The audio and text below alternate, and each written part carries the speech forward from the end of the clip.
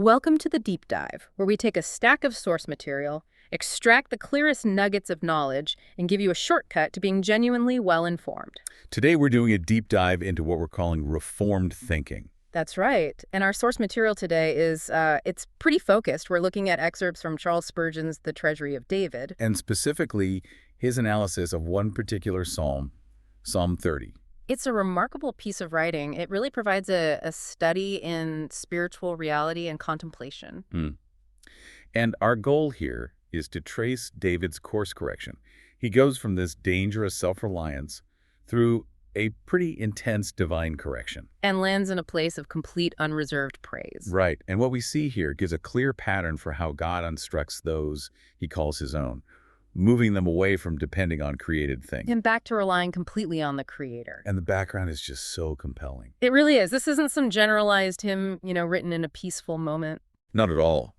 The origin of this psalm is tied directly to one of the most painful and frightening episodes in David's life. His sin of numbering the people. Yes, he committed this great wrong out of pride, and the result was catastrophic, a plague that killed tens of thousands of his own people. So the psalm is doing two things at once. It's a commemoration of a physical site being dedicated. But also, and more personally, it's about the stopping of that terrible judgment. It's the immediate spiritual fallout of a severe and very necessary correction. So let's start where the text does at the very beginning, the title, because it contains this duality that sort of sets the stage for everything else. A title is concise, a psalm and song at the dedication of the house of David. And as you said, that's a title that immediately makes you ask a question. Which house is he talking about? Right. I mean, David, after years of running from Saul, hiding in caves, living in tents, he finally builds himself this magnificent cedar home in Jerusalem. So it was the song for that. For his personal palace, signaling that he's finally an established, settled king? Or, given the context we just discussed, is it looking ahead to something bigger? To the future house of Jehovah, the temple? Well, if we take the first interpretation, that it's for David's cedar house, the commentary we're using draws out a really strong lesson for us today. Spurgeon suggests that it's fitting for believers, when they move or build, to set apart their new home to God. It's an action that works as a declaration. It signals this truth: where we dwell, God dwells, and where we have a tent, God has an altar. That's the practical daily life application. Our personal prosperity should always be consecrated. It's vital. But the spiritual depth of the psalm really does suggest a meaning that goes much deeper. The text seems to present it as a song of faith. It is. David never lived to see the temple built. That was for his son, Solomon. But the song celebrates the location he purchased, Ornan's threshing floor, and it looks forward to the promise of God's dwelling place being established there for good. And that location, Ornan's threshing floor, is so central to the whole drama. It's the place of the sin. It's where he chose to count his military strength instead of trusting the Lord's promise. And when the plague struck Jerusalem, David had to look up and see the angel of the Lord standing right there, sword drawn, ready to destroy the city. A terrifying scene. Truly. And when the angel stayed his hand, it was upon this very piece of ground. David buys the land immediately, offers sacrifices. So this psalm, dedicated to the house of God that would one day stand on that very spot of judgment and mercy, it means David's faith is reaching across decades. He's celebrating a grace he hasn't fully realized yet, but he's certainly tasted it in that moment of deliverance. So this act of dedicating the site where atonement was so necessary, it makes the song a celebration of God's restorative grace. Even as he looked toward a promise that wasn't physically complete. Which brings us right back to the shadow that's cast over this whole dedication. The psalm commemorates the dedication of the site and the staying of a deadly judgment. Spurgeon calls it the psalm of the numbering of the people. David made a serious error because he had become complacent. He was settled, he was successful. And he decided to rely on his military statistics, the sheer size of his population, rather than the unseen strength of the Lord. He presumed he was secure, and that presumption immediately invited divine correction. And that is the consistent lesson from this source material. The text stresses that David had been greatly afflicted, both personally and as a nation, after he started to feel too safe in his own earthly power. It reveals a persistent danger for God's people. When worldly matters prosper, they are often tempted in their interior life. The text suggests few of us can bear unmingled prosperity. The natural reaction to outward comfort is the growth of self-confidence. Or what the tradition calls carnal security. Let's define that. What does carnal security mean in this specific context? It means resting your confidence in the material, the temporal, the things you can see and count. Carnal relates to the flesh, the world. Security is the state of being protected. So, carnal security is a misplaced assurance, a reliance on your assets, your health, your successful family, your job. Rather than on the unchangeable promise of God, David felt secure because his enemies were gone and his numbers were high. And that self-reliance was a theological error. His prosperity literally turned his head away from dependence. And only a severe, sharp trial, the plague, could turn his head back to seeking God's face. It is a sobering lesson that the deepest spiritual perils often show up not in times of hardship, but in times of ease. So the psalm is a testimony born not out of serenity, but out of sudden, terrifying deliverance from the consequences of his own pride. Let's shift now to the powerful assertion of praise that streets the psalm in the first 3 verses. Verse 1 begins the ascent. I will extol thee, O Lord, for thou hast lifted me up. He's establishing that his praise isn't just emotional. It's reasonable. It's justified by benefits he has received. It's a beautiful, reciprocal response. I will exalt thee because I know that you have exalted me. If he receives, he must return that glory. And the nature of this lifting up is dramatic. He hasn't just been slightly improved. No. Spurgeon uses these analogies of extreme rescue. Drawn up like a prisoner from a dungeon, or like Joseph out of the pit. That analogy speaks to the dramatic change that grace brings about. We can look at this on multiple levels. Temporally, David was rescued from the ditch of death, saved from the plague. Spiritually, this grace lifts us from the pit of sin, and for some listening, it might relate to being pulled out of a crushing despair. That state described in Bunyan's Pilgrim's Progress as the slough of despond, a deep, murky pit of doubt and hopelessness. So the deliverance David received, whether physical or spiritual, requires us to lift high the name of our God. For he has lifted us up above our circumstances, and even into adoption. The end of verse 1 also shows David's fear of human judgment being overruled by divine mercy. And has not made my foes to rejoice over me. This goes back to David's choice during the punishment. He chose to fall into the hand of the Lord, knowing God's mercies were great. Rather than falling into the hand of man. And that fear of falling into the hand of man, or the spiritual enemy, David understood that as the worst possible fate. Yes. If he had died in the plague, or if the kingdom had been ruined, it would have been the ultimate victory for the devil and all his spiritual adversaries. They would have pointed and said, "See, his God failed him." Spurgeon reflects on this. The fact that the world's critical eyes can't find a legitimate reason to mock the truly redeemed is itself a reason for praise. It shows that the Lord sustains the integrity of his servants. Then we see this fascinating progression in David's language in verse 2. He moves from a general declaration to a specific, intimate covenant claim. O Lord my God, I cried unto thee, and thou hast healed me. The shift from O Lord in verse 1 to O Lord my God in verse 2 is the essential point. It is. It marks a clear ascent in faith. It's no longer just recognizing the divine king. It is acknowledging a personal binding relationship. He knew exactly who to cry to, not his counselors, not his generals. But to the one bound to him by covenant promise. This is the heart music of faith. And the response to this covenant prayer was definite. Thou hast healed me. This refers, obviously, to the stopping of the plague. But the source uses it to discuss God's role as the physician for all infirmities. And the practical application here is extremely pointed.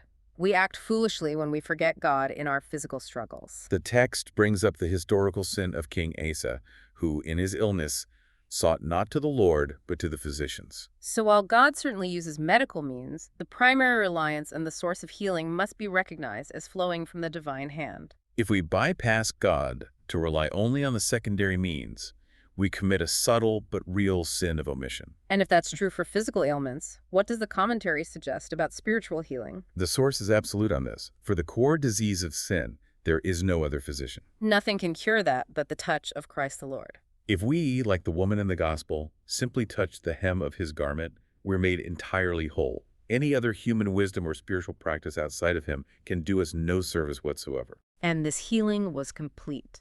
From the physical devastation of the plague to the spiritual devastation of his pride, God healed the root problem. David's conviction is just so clear in verse 3. It's a triple affirmation that gets rid of all doubt. O Lord, thou hast brought up my soul from the grave. Thou hast kept me alive, that I should not go down to the pit. He is certain beyond any shadow of a doubt, and that's what fuels his thankfulness. He details two layers of deliverance that he is grateful for. First, he was spared from the grave, the end of his temporal life. Second, he was delivered from the pit, which in its deepest sense refers to the lowest hell, the eternal consequence of sin. And both of these deliverances, the physical preservation and the redemption of his soul, are ascribed solely to the Lord's glorious right hand. This certainty gives him true freedom to praise. The structure of the psalm here is fascinating. The chronology pauses, he's just celebrated his deliverance. But he hasn't yet explained why the affliction happened. That explanation comes next, detailing his moment of shocking weakness when everything was calm. This takes us to verse 6, where David exposes the true peril of prosperity. This section speaks to a common truth in the experience of God's people. David reports, "In my prosperity I said, I shall never be moved." And this statement wasn't made during a battle or a famine. No, it was made when, historically, all his foes were quiet, and the internal chaos, like Absalom's rebellion, was over. So this apparent deep peace was unexpectedly the moment of his greatest spiritual vulnerability. The warning Spurgeon pulls from this is incredibly sharp. He states bluntly, "No temptation is so bad as tranquility." That's a maxim worth thinking about. Many a spiritual vessel having navigated storms of adversity. Founders in a calm. David's confidence, his feeling that he was immovable like a rock, was a sign that his spiritual balance was dangerously off. And that carnal security led to a serious theological blunder. He started building his ultimate security on the resources of this temporary world, what the source describes as a poor, mutable, movable, inconstant world. It's an orb that is constantly whirling. And when we base our security, our self-worth, or our future on present success, we are building our hopes on a shaky foundation. The mistake is that we forget the inescapable reality that we will very soon be removed from this place altogether. Prosperity, when it is handled without constant vigilance, leads to self-confidence. And self-confidence is the usual prelude to a great spiritual stumble. Let's connect this for the modern listener. We don't number armies, but we rely heavily on metric sales figures, follower counts, quarterly reports. The parallel is striking. David sinned by replacing the unseen promise of God with the visible assurance of his military census. And today, we often substitute genuine faith with the visible, countable metrics of success. A business leader might start by thanking God for their opportunities, but after 10 straight years of growth, they start to trust the system they built. The strategy they executed, the metrics they follow, they forget the unseen source of the stability. And the tragedy is that success, instead of inspiring greater gratitude and dependence, often breeds a subtle feeling of personal invincibility. It causes us to whisper, I shall never be moved. And David had built that mountain of success by God's grace. But in verse 7, we see the fatal move where that success turns into security. And that prompts the immediate divine correction. The first half of verse 7 is still an accurate confession. Lord, by thy favor thou hast made my mountain to stand strong. He did acknowledge that the Lord was the absolute source of his stability and wealth. He owned the grace. But this good acknowledgement was immediately tainted by carnal security. He boasted that his state was as firm as a mountain, a stability he clearly did not possess. He failed to remember his own past poetry, where he described great mountains moving under God's mere voice. His stability was entirely contingent upon the divine favor, not on the inherent strength of his mountain.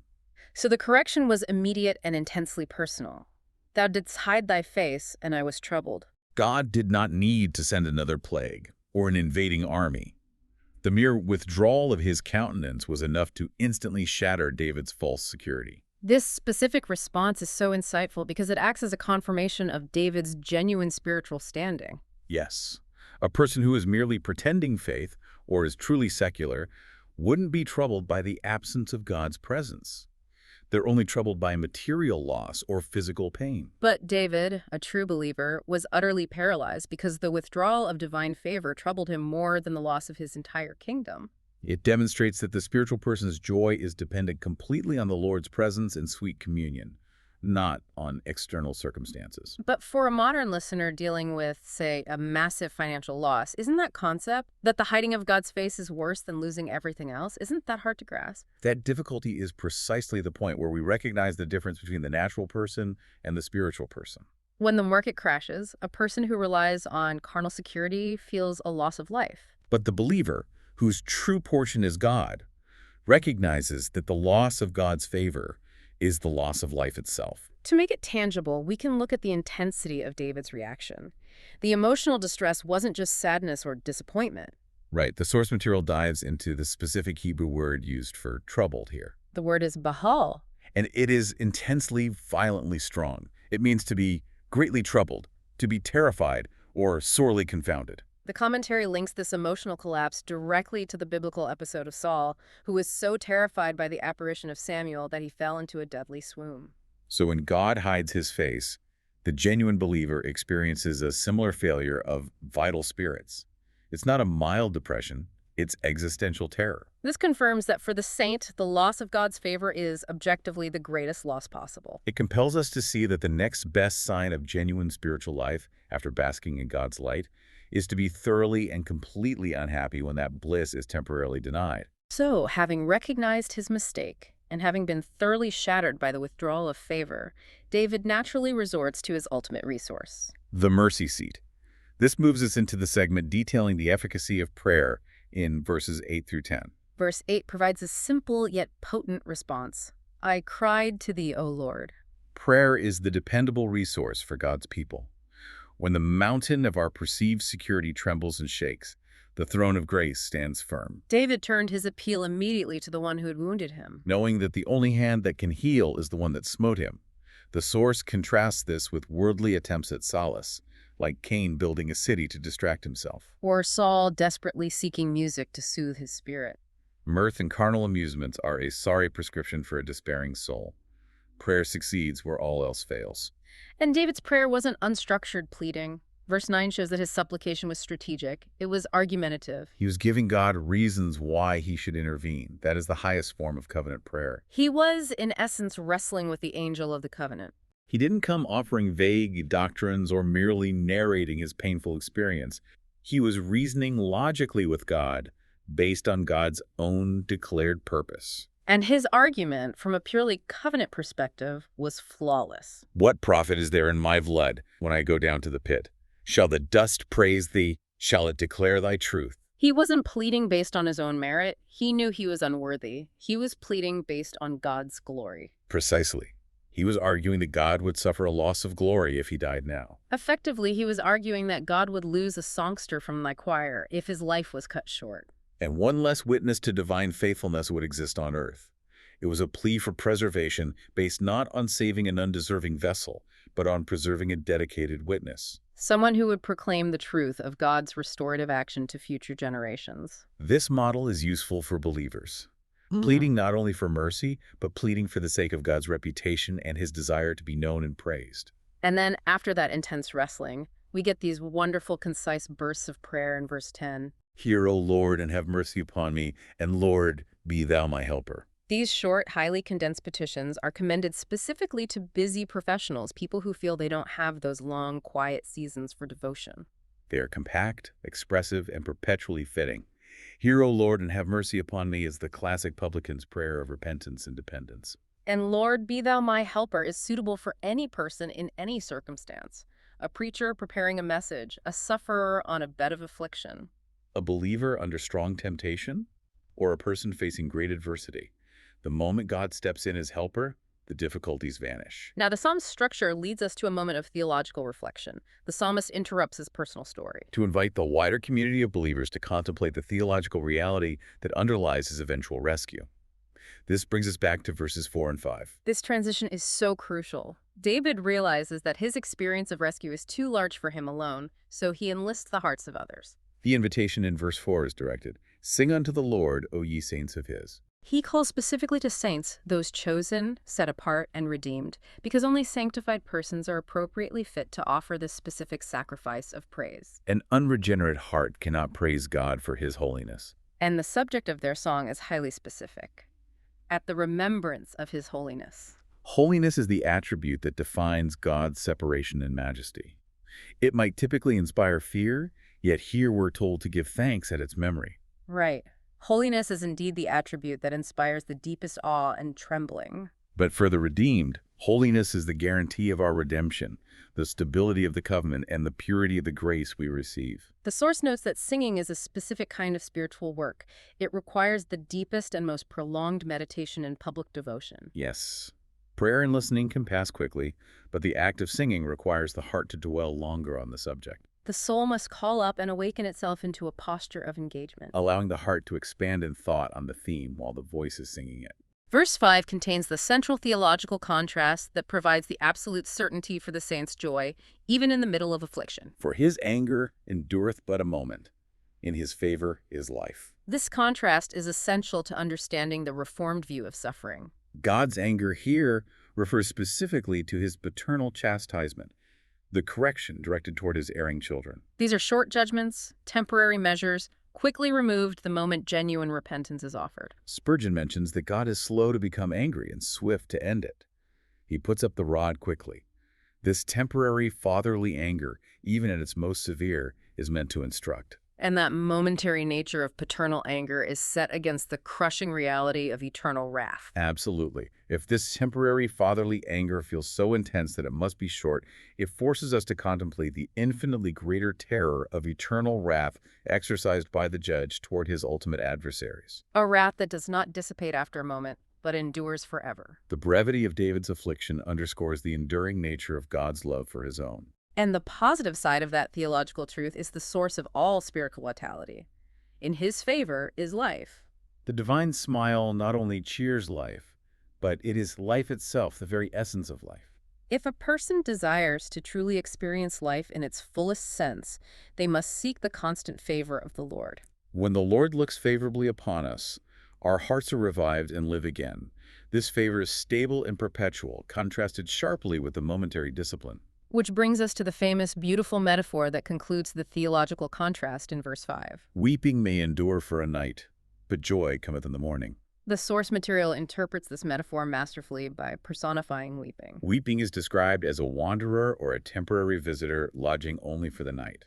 Affliction is temporal. It comes in, spends the dark hours, but must leave when the sun rises. It is entirely appropriate that the spiritual soul should feel sorrow when the bridegroom's absence makes the night dark.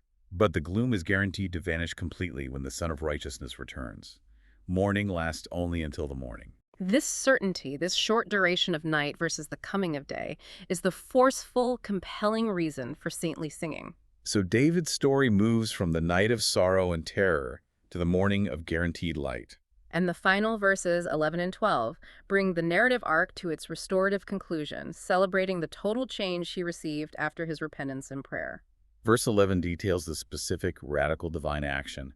It highlights the complete nature of God's restorative power. The Lord doesn't just provide a quiet truce or a mild improvement. He gives something far greater and deeper than that. Thou hast turned for me my mourning into dancing. Thou hast put off my sackcloth and girded me with gladness. The Lord replaces the symbols of sorrow with the reality of celebration. Let's talk about the symbolism of the clothing, because the commentary makes a point about the difference between sackcloth and the garment of gladness. Sackcloth was considered a loose, temporary garment, easily removed when the season of woe passed. But the gladness that God provides is girt about David, meaning it is secured fast, like a belt or a strong outer tunic. It is made fast and sure, implying that the spiritual joy is not fleeting or capable of leaving him easily. It is an enduring aspect of his restored state. And this new spiritual apparel, the garment of gladness, is superior to any earthly possession. Far superior to wearing silks or cloth of gold. This gladness is achieved through a true, living sense of full forgiveness and what we call present justification. This means the believer is clothed in a deep, settled conviction that they are 100% right with God right now. Completely independent of their performance or their past sins. This fills them with all the fullness of God and is the outward expression of a profound inward reality worked by grace alone. Having received this spectacular deliverance and complete change, what does David identify as the ultimate overriding purpose for God having intervened?